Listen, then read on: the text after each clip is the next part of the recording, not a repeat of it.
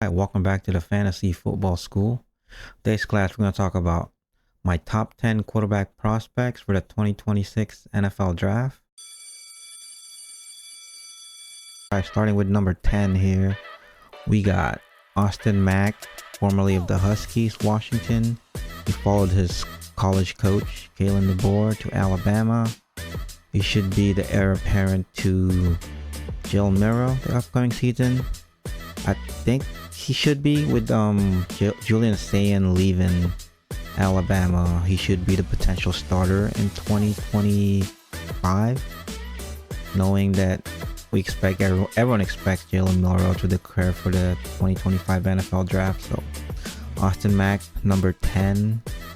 Then moving on to number 11, we got Jaden Rashada, another transfer here. He was the NIL king during the recruiting process. Got a lot of money. Showed some, flashes at ASU and eventually decided to transfer. He was originally trying to go to, I think, Florida, but then there was some issue with the NIL. And he actually landed in a pretty good spot. Ended up in Georgia.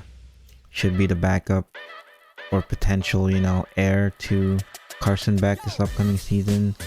He is pretty good in terms of, prospect or as a prospect. So I expect him to be the starter once Carson Beck's declared for the NFL Draft. And then moving on to number 8, we got Avery Johnson of Kansas State. He actually showed up pretty well last year in, some spot ups games, and everyone expects him to be the QB1 this upcoming season. He should be. He actually pretty much beat out expectations as a freshman, and he should have his whole team ready to roll this upcoming season. It's Kansas State, so don't expect flashy numbers, but if he starts as sophomore and then explodes every year, not explode, but just gets better every year, should be a good quarterback prospect for the NFL. And then number 7, another sophomore that's expected to be the starter. We got Lenore Sellers of the South Carolina Gamecocks. He did back up what's his name that just went to the NFL Draft, Spencer Rattler. He actually showed flashes. He's a big dude, 6'3", 245, and he kind of reminds me of like a slower Cam Newton. Cam Newton's probably not the best comp, but he has that build to just bulldoze that line. And with him expecting to be the QB1 this upcoming season, he is gonna show up into the college football scene, and everyone's gonna know his name by the end of the season. And then moving on to number 6, we got another transfer here, Malachi Nelson, formerly USC, going to Boise State. That's like not a terrible spot, but it's not a great spot. It's just a confusing spot. But I'm guessing, Miller Moss is the starting quarterback for USC. They also tried to, sign Will Howard. So Lincoln Riley didn't expect Malachi Nelson to even challenge for the job. That's probably why he transferred out, but he still has a pretty good, projection here because he will be the starting quarterback for Boise State. And they have decent weapons there. Can't tell you the wide receivers, but they have Ashton Genty, who should potentially be the running back 1 this upcoming draft in 2025.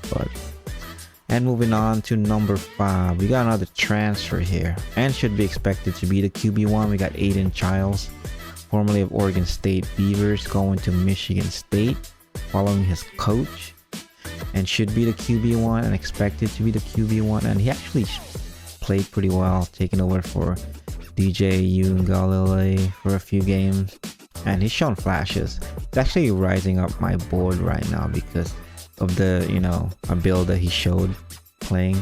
But then again, it's Pac-12, but still, he's much better than the quarterbacks I've previously shown. He's had the most, I guess, opportunity and experience. But yeah, expect him to be the QB1. The only thing is Michigan State's probably not going to be a good team next year, so he might struggle, but hey, experience is the best teacher, right? Anyways, moving on to number 4, another transfer. We got Dante Moore, formerly UCLA. So he actually started as a true freshman, but he got benched in between the season because he struggled a lot. But you can see that raw talent that was there. And he actually transferred to a good situation, going to Oregon, back up to Dylan Gabriel, who should smash. And Oregon's a much better offense for a young quarterback to learn from compared to UCLA. Like, especially since, what's his name, Chip Kelly left UCLA, so there's not really that much potential there in terms of, you know, getting your stock up as a quarterback. So good on Dante Moore, because I think he originally did commit to Oregon and then decommitted.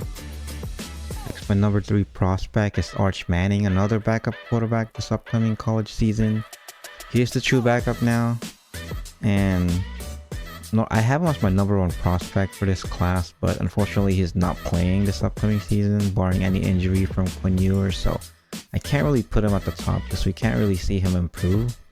But he did have an amazing spring game, which everybody was, you know, gushing over, which is spring game. But hey, any positive news is good news. But hopefully he's gonna learn a lot. Like, depending on how much weapon stays for this upcoming season, because Texas did lose a lot, but they did gain some decent prospect in Isaiah Bond, and he'll have CJ Baxter next season, and the following season should be another good year.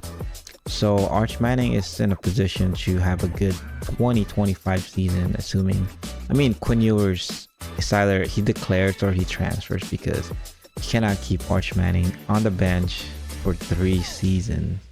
And then moving on to my number 2 here, we got Jackson Arnold, Oklahoma. He actually had a chance last year. He played decent game against Arizona in the bowl game. I mean, it wasn't like amazing. I think he threw like 3 interceptions, but it's a good, you know, experience for him. And with an off season as the QB1, expect big things because it is Oklahoma, and QB1 friendly or quarterback friendly offense should smash, and that should catapult him, you know, like at the top as the top prospect in this class. But until, you know, he shows that ability for a full season, it's still there. I'm sure he will. It's just we gotta see it to believe it. That's why I have him ahead of Arch Manning and Dante Moore, because he is starting this upcoming season. And finally, my number 1 prospect in the 2026 quarterback class, we got Nico Amalavea, Tennessee. He was my number 1 prospect coming into this actual class. Had him slightly above Eli Manning, but man, this dude is big, but he's so lanky that I don't know. I kind of like wishy-wash my projection of him in the NFL because of his frame, but he still has time to add to that frame. He's super athletic, and he showed a lot of that ability and athleticism in the bowl game against Iowa. He actually played pretty well. I think he rushed for 3 touchdowns and threw for 1, so he had like 4 total touchdowns. But it's Tennessee. Their offense is kind of weird in terms of projection to the NFL, but this dude is 6'6", 206, and like I said, if he adds any more weight, and he could, I mean, he's gonna produce in that Tennessee offense, so he's definitely gonna be a Heisman candidate his 2 years starting there before he declared for the NFL draft. But like I said, he's one of my favorites. Him and Arch Manning are vying for the 101 in 2026 class, and slightly have Nico above for now, because we will see him, that we've seen him play a full game, and then we will see him for the whole 2024 season. So it's my top 10 prospects for the 2026 class. We'll look at the running backs and wide receiver prospects for that class also soon. But thanks for watching. See you on the next one. Peace.